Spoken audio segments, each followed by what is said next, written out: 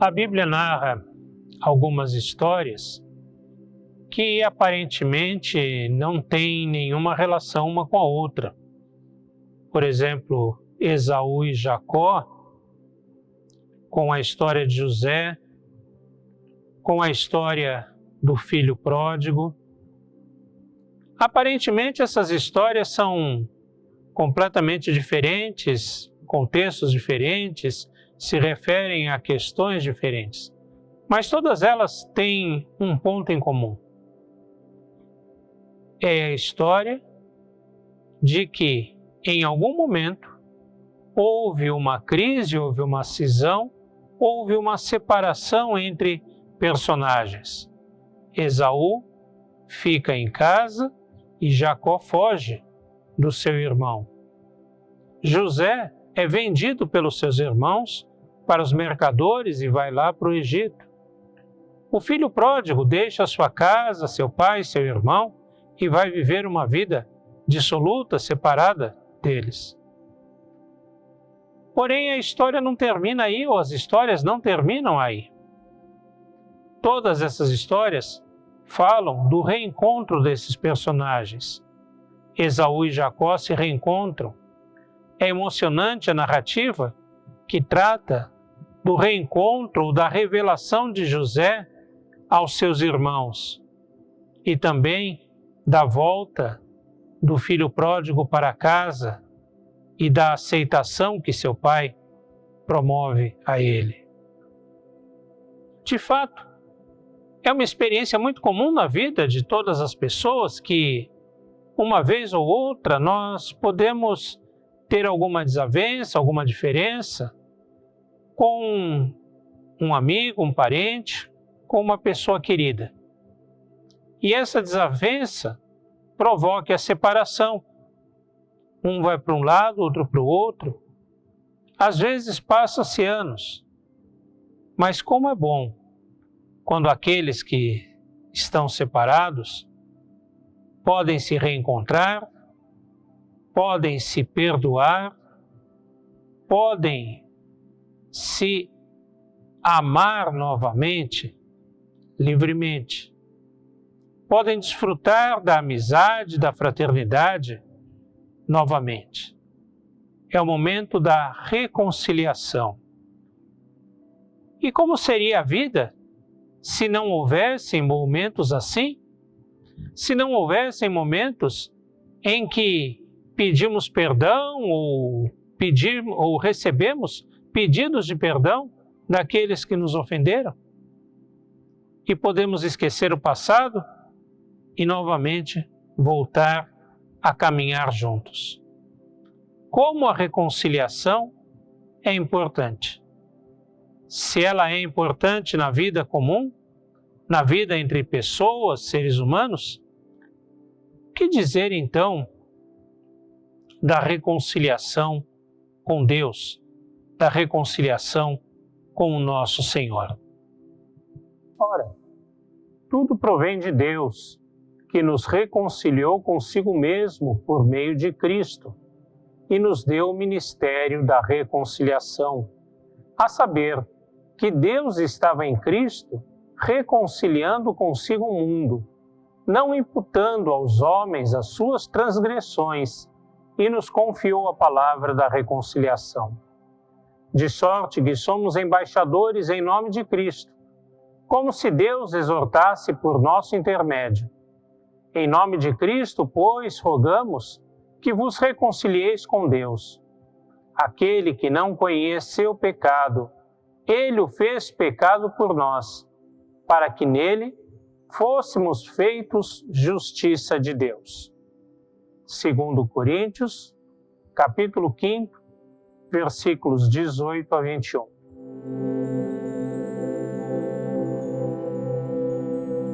O ser humano foi criado para viver em perfeita harmonia com o seu Criador e com o restante da criação.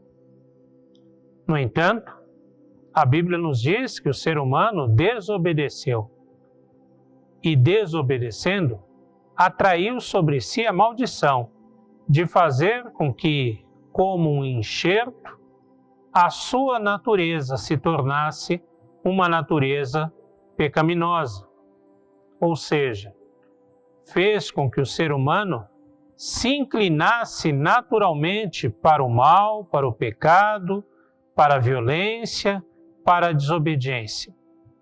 E mais do que isso, essa natureza pecaminosa o separou definitivamente, ou, no termo usado nos compêndios de teologia, o pecado alienou o ser humano de Deus, separou-o totalmente.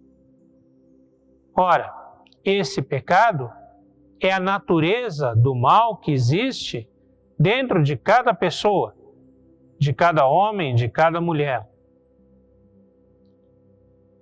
Este pecado faz com que as pessoas cometam pecados, cometam atos pecaminosos, atos como a mentira, como a idolatria, como a violência, a desobediência e outras coisas assim.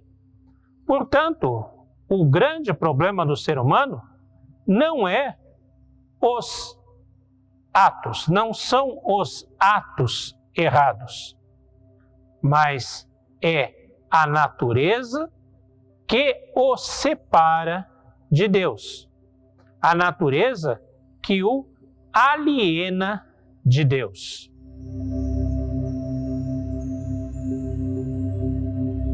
O pecado, ou a natureza pecaminosa, mais do que as ações, do que os atos de pecado, de erro, de iniquidade, o pecado em si nos separa definitivamente, nos aliena de Deus.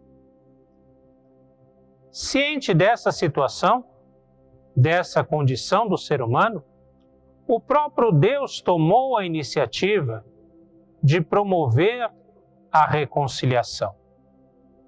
Isso não é feito de uma forma irresponsável, sem compromisso, mas num ato de profundo amor e profundo compromisso de Deus para com o ser humano.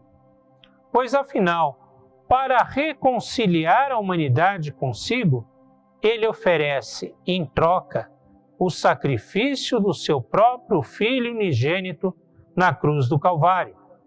Assim, a cruz de Jesus é o instrumento pelo qual nós somos reconciliados por Deus, porque Ele tomou sobre si todo o nosso pecado, toda a nossa natureza pecaminosa.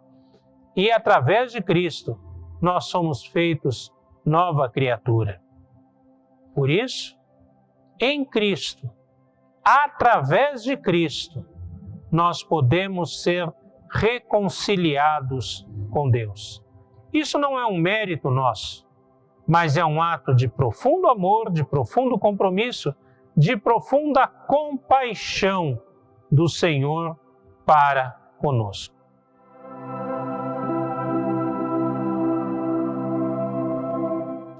Nós que antes estávamos separados de Deus, o Senhor nos deu a graça de sermos com Ele reconciliados. Mas a graça de Deus não foi somente para que nós fôssemos reconciliados com Deus. Não foi suficiente isso. A graça de Deus foi muito maior. Deus nos deu a graça, o privilégio de sermos nós também seus parceiros no ministério da reconciliação. O texto que lemos diz que Deus nos deu o ministério da reconciliação, a palavra da reconciliação, para que através de nós também o mundo ouvisse da reconciliação de Deus, também o mundo pudesse alcançar a reconciliação de Deus, também fôssemos nós instrumentos do agir de Deus, da graça de Deus, do amor de Deus, manifesta em Jesus Cristo. Também nós, ou a nós, foi dada a graça, o privilégio do ministério de sermos ministros de Deus, sermos embaixadores de Deus no ministério da reconciliação.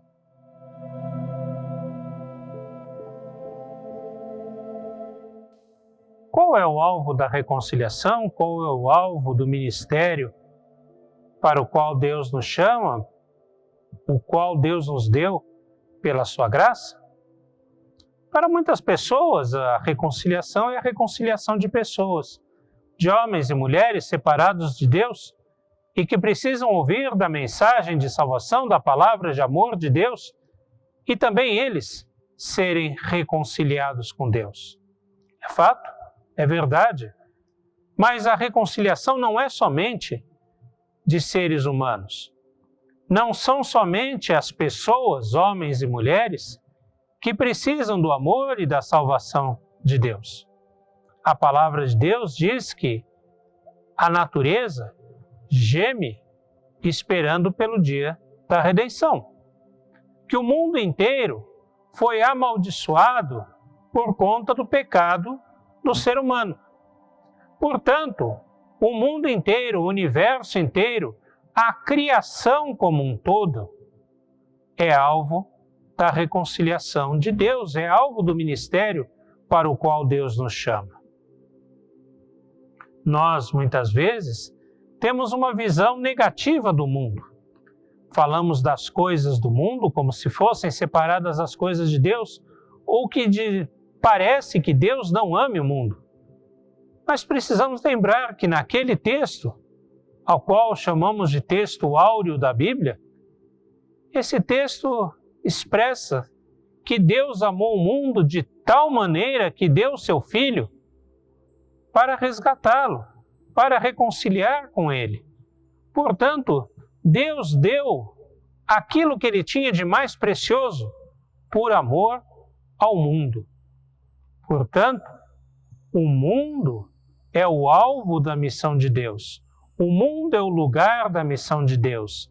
E a nós, que somos chamados para sermos instrumentos desse ministério, também devemos ter como campo de trabalho, como objetivo de trabalho, a restauração do mundo em todas as suas dimensões.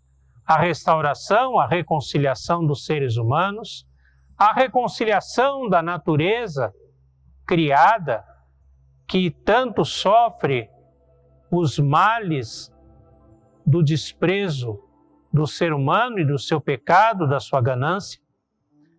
A reconciliação da sociedade humana, criação sim do homem, criação sim das mulheres, criação sim das pessoas, mas que também ela é alvo, é objetivo, é campo do amor de Deus. Portanto, somos chamados a ser instrumentos da reconciliação de Deus para as pessoas, para a criação, para a sociedade, enfim, para o mundo, para que o mundo como um todo se reconcilie com o Senhor.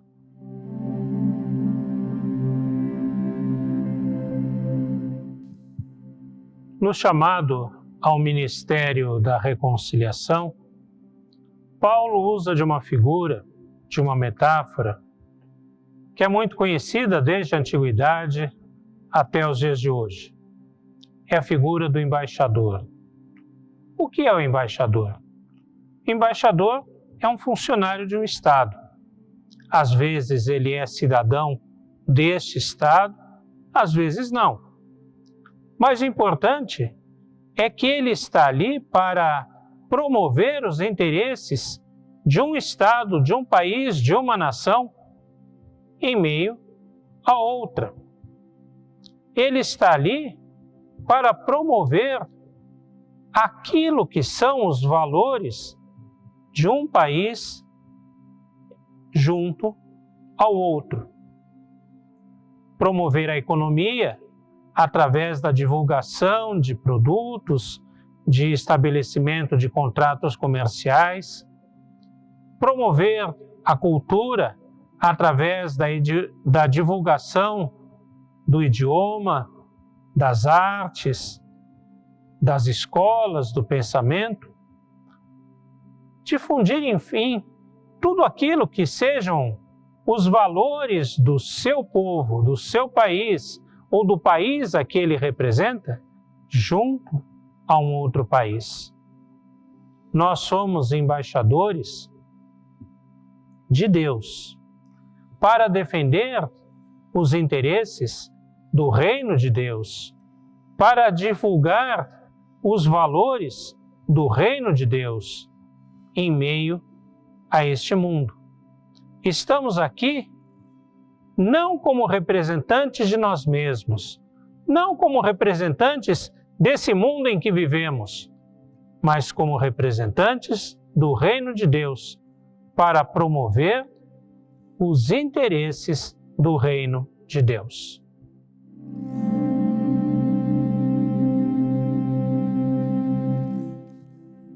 Quais são os interesses do reino de Deus, enfim, que devemos promover junto ao mundo?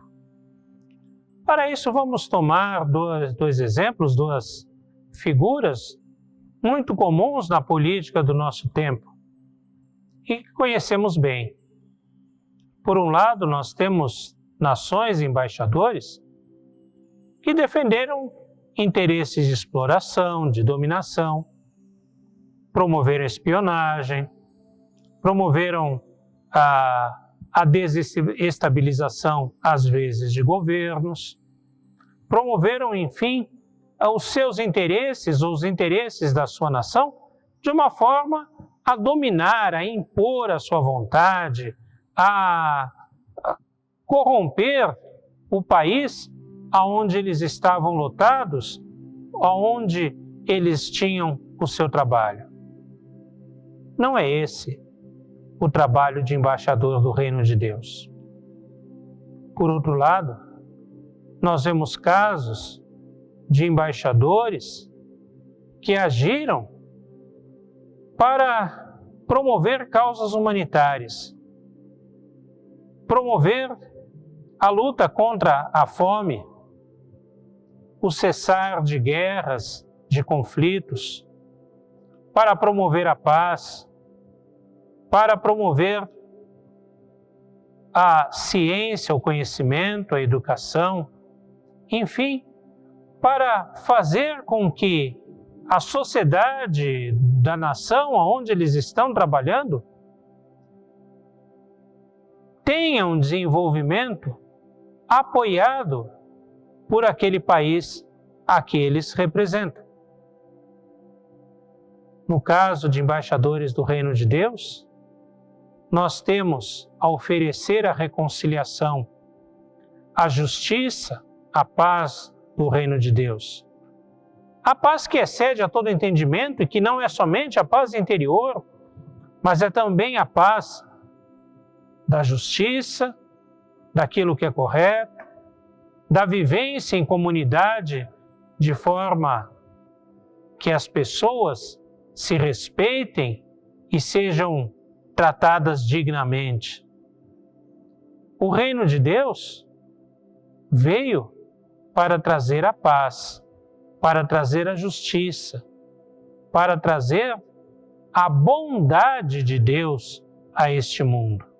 E como embaixadores de Deus, a promover a reconciliação com Deus, temos a tarefa de promover a salvação e a paz de Cristo no meio do mundo.